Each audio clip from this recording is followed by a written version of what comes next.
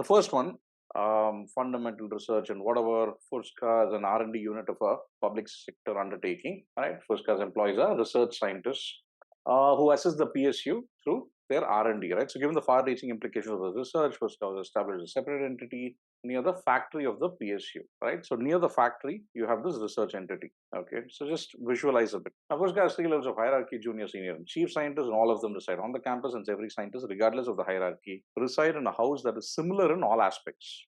Irrespective of junior, senior, or chief scientist, what do we know? Every house similar in all aspects, okay? So though the scientists are entitled to a house rent allowance, given the distance of FURSCA from the city, housing them on the campus makes sense, right? The new recruits are provided transit accommodation in the institute studio apartments. The new recruits have some accommodation in the institute's studio apartments. Okay, what is this transit accommodation? What does that mean? Till you get a house, a normal house, you have a transit accommodation. Studio apartment is supposed to be a smaller one, right? So until vacant houses are available. For these recruits, a queue has been created on the basis of the date of joining and not on hierarchy, right? So queue is not on seniority, it's on date of joining, first come, first serve, with the most recent joining recruit going to the last in the queue. Okay, fine. Execution of this policy is the responsibility of FURSCA CAO, right? Chief Administrative Officer is the one who's in charge, who reports to the director of FURSCA. Now on to the questions quickly. Harsh Kohli resides in house number 324 since long. Harsh wants to move from a 3 series house to a 2 series house because his mother-in-law, chief scientist, lives alone in house number 225. He has been wanting to move there for a long time. A few years back, Harsh formally requested the CAO to allow him to move to a 2 series house whenever available. Yeah. Recently, when house number 224 looks like it's next door to 225 became vacant, Harsh appeals to the CEO for the house, citing his earlier request. Currently, there are 5 scientists waiting in the queue, and Sof Tungud is on the top of the queue. From the following options, choose the best action to be taken by the CEO without violating the existing housing policy. Existing housing policy: first come, first serve. Now, which series is better, 2 series or 3 series? But by the sentence, hence every scientist, regardless of hierarchy, reside in a house that is similar in all aspects. So by this sentence, what can we gather? All houses are the same. When a house is vacant, what should happen now? Should SOF get that particular house 224, is it? Yeah, 224. It's a special house. Location, distance, this, that, no, we don't know. It's all supposed to be equal. Do you feel, if you were in that position, do you think what would you do? Would you give Harsh that house, ask Harsh to move to that house immediately, and allocate Harsh's house to SOF? Would you do that? The answer is yes. That's the thing you have to do. Ask Harsh to join the queue doesn't make sense. You already have a house, you're giving that up for SOF, and you are moving there. For SOF, it doesn't make a difference whether it's 324 or 224, and he's getting a house. So that's it. Wrong recruit joins FURSCA recently and is placed third in the housing queue. He has been temporarily housed in a studio apartment. Given that the studio apartment is too small, he requests his sister to take care of their ailing parents while he awaits a regular house allotment. He has a studio only. Studio is not enough for parents, ailing parents, right? So they're sick. They are with the sister. As months pass, his sister finds it difficult to accommodate her parents along with her in-laws. She requests Wrong to accommodate them with his family. You take the parents, please. Since he is third in the queue, he may not get a house allotted in the near future.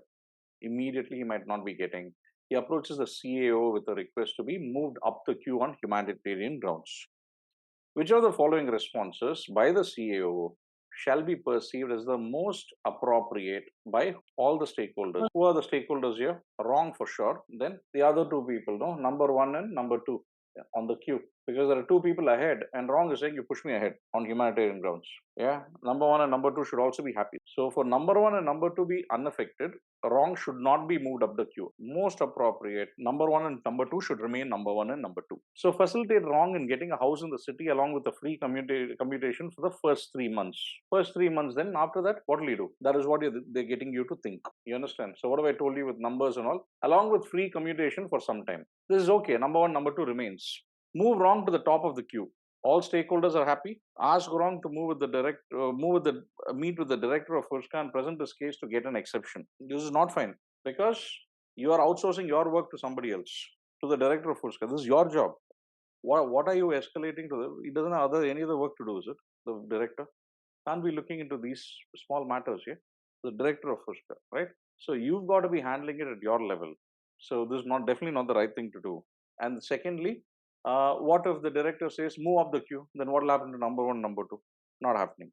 Ask wrong to negotiate and arrive at a consensus with the two scientists ahead in the queue, which the CEO shall implement. You negotiate, you come to a conclusion. Definitely no. You're outsourcing your work to somebody else, or within you people handle it yourself. You're right. Not good. Inform wrong that nothing can be done since violation of rules will set a wrong precedence. Tata bye bye. So number one, number two remain versus the first one. In the case of five, he's continuing to live in the studio. He's not able to accommodate the parents. He's like, the studio is too small. How do I fit my parents in? They're ailing. I have my own family as well, right? So five gets ruled out because wrong is unhappy over here. One is what is giving him something. Number one, number two remain. This free commutation for first 3 months is it's okay. Free commutation for some time.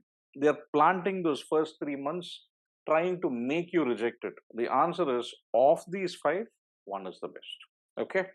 Next one. Of late, the CEO has received several requests from the residents of three series houses to move to the other series houses.